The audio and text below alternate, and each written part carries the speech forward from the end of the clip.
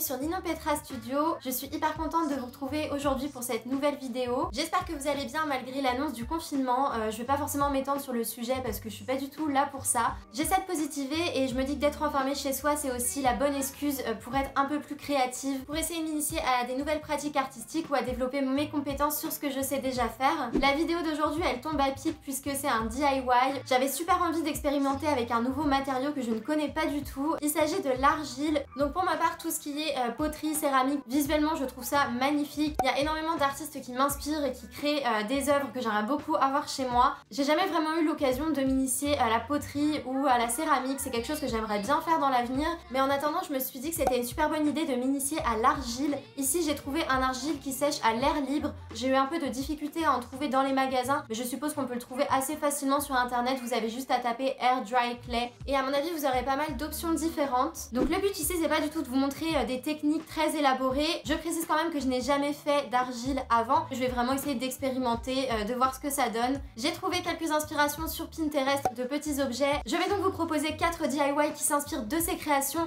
Bien sûr le but n'est pas de reproduire exactement la même chose, mais d'expérimenter un petit peu, de voir ce que je peux faire au niveau des techniques. J'espère que cette vidéo va vous plaire et je vous retrouve à la fin.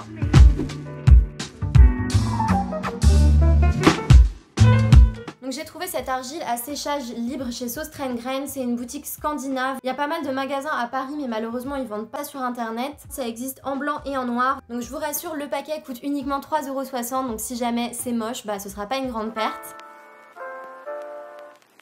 Alors on commence avec le premier DIY, je vais créer un cache-pot en argile. Donc là on commence avec l'argile noire. Je l'ai aplati sur mon plan de coupe et ensuite je vais venir le couper à peu près sur 5 cm de hauteur.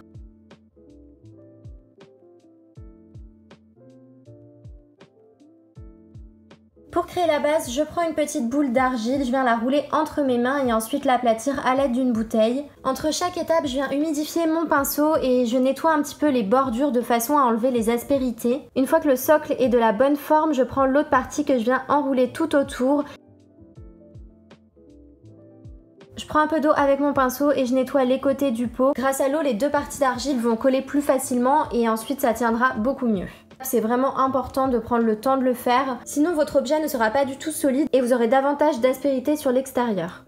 Dans ma main, je viens rouler une vingtaine de boules d'argile et ensuite je laisse sécher pour quelques heures. Pour celui-ci, j'ai attendu à peu près 48 heures avant de passer à l'étape suivante. La surface d'argile était assez épaisse donc ça a mis plus de temps à sécher.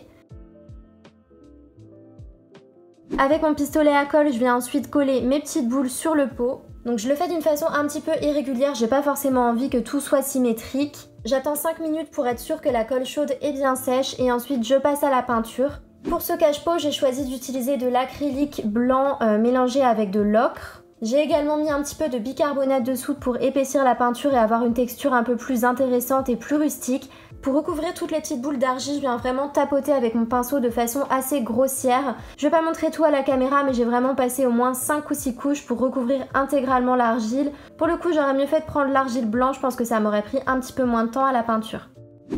Et voici le résultat, je trouve ça hyper mignon, ça s'accorde très bien avec une petite plante grasse ou un cactus. Celui-ci était plutôt facile à réaliser, donc maintenant on passe au prochain. Dans ce deuxième DIY, je vais réaliser une petite amphore en argile. Donc là, je vais utiliser une autre technique. Pour commencer, je découpe plusieurs petits cylindres que je viens aplatir à peu près tous à la même taille. Pour créer la base, je vais m'aider d'un verre, ça va être plus simple, comme ça je vais avoir une forme bien ronde. Et ensuite, je vais venir monter tous mes petits boudins autour du socle. À chaque fois que je rajoute un étage, je viens humidifier avec de l'eau et faire en sorte que la base soit bien solide pour les étages suivants. Bon, ce qui est un peu relou avec l'argile noire, c'est que du coup, j'en ai vraiment plein les doigts. Parfois, j'ai du mal à coller les deux extrémités de mon tube, donc pour ça, je viens créer un petit patch. Je prends juste un tout petit bout d'argile que je mets sur la jonction et avec un peu d'eau, ça colle très très bien.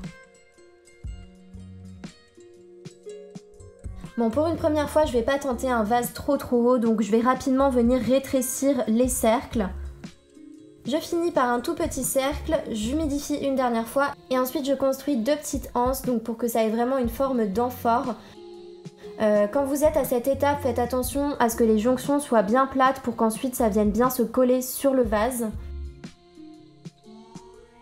Pour que ce soit plus simple, je les laisse sécher à part et je viendrai les coller avec de la colle chaude une fois que l'objet sera sec. Donc pour ça, je prends le pistolet à colle, rien de plus simple, je mets une petite goutte de chaque côté et ça colle tout seul.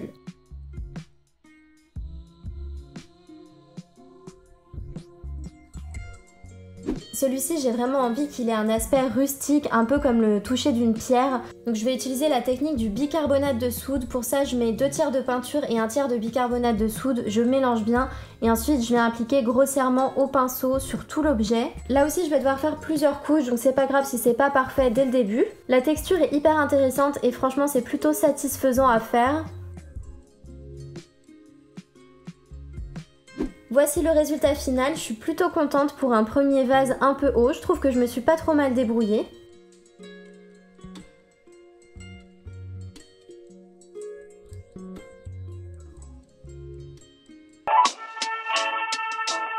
Pour ce troisième DIY, je vais venir utiliser l'argile beige. Donc cette fois-ci, on va créer 2 petits objets en argile. Je me suis inspirée un petit peu de l'art primitif et de tous ces objets d'art avec des visages qu'on voit beaucoup en ce moment. J'étale une boule d'argile et je viens découper un ovale un petit peu aléatoire. J'ai pas du tout envie d'avoir des contours vraiment droits et parfaits. Je crée une bordure tout le long de l'ovale. Pour que les bordures adhèrent bien au socle, je vais vraiment humidifier à chaque étape.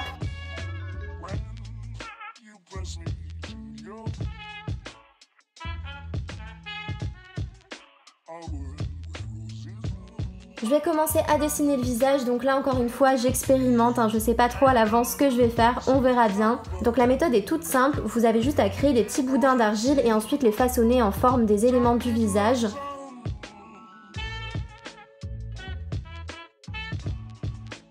On va rester sur un objet minimaliste, j'ai pas envie d'en faire trop, donc on humidifie une dernière fois et on laisse sécher.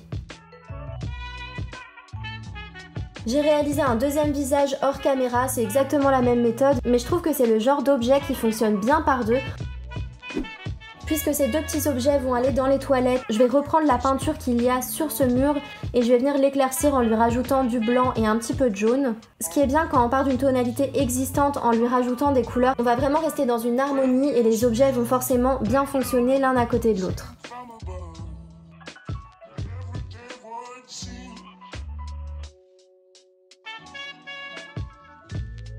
Je suis très contente du résultat, on voit beaucoup le côté fait main et aléatoire et c'est vraiment ce qui me plaît dans ces petits visages.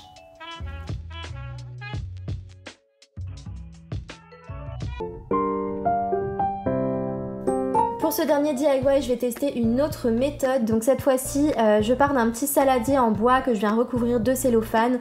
Le saladier qui soit en bois, on s'en fiche un petit peu. C'est vraiment juste pour créer ma forme de base. Et ensuite, j'étale un grand morceau d'argile, donc ça n'a pas forcément besoin d'être parfait.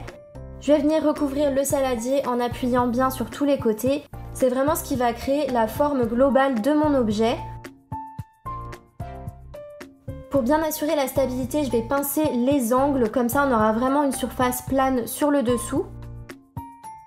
Avec un couteau, je vais découper tout autour du saladier, sans essayer de suivre une ligne droite. Je vais essayer de lui donner un petit côté organique et aléatoire, je pense que ça va être pas mal.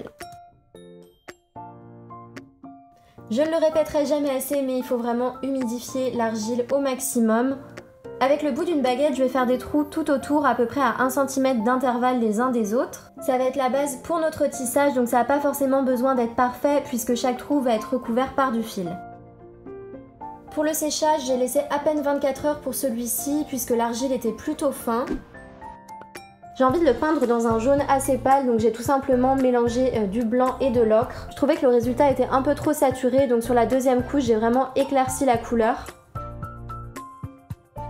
Pour l'état du tissage, je vais faire quelque chose de très simple puisque mon pot n'est pas forcément très solide. J'aurais peut-être dû lui faire des parois un petit peu plus épaisses pour pouvoir tirer un peu plus sur le fil. Avec ma bobine de jute, je vais juste venir passer mon fil dans chaque trou tout autour du petit pot.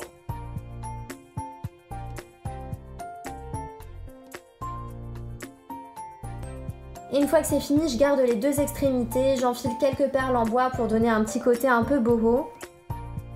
On ferme le tout avec un nœud et c'est terminé.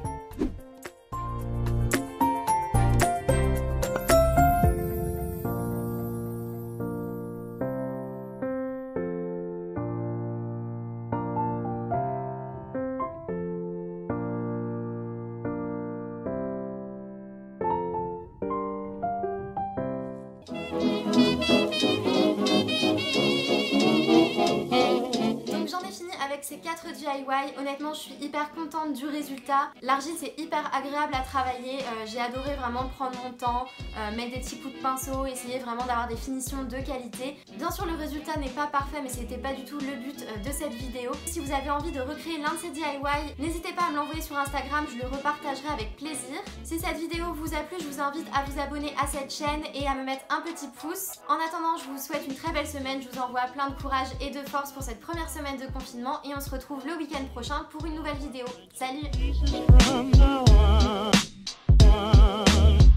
Don't talk about me when I'm gone. Oh honey, though our friendship's